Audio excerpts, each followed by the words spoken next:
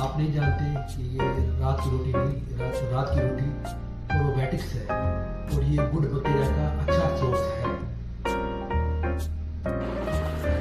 क्या आप जानते हैं कि बासी रोटी एक कुदरती प्रोबायोटिक्स है। तहकीकात के मुताबिक इसमें मौजूद मुफीद बैक्टीरिया हमारे हाजमे को बेहतर बनाते हैं।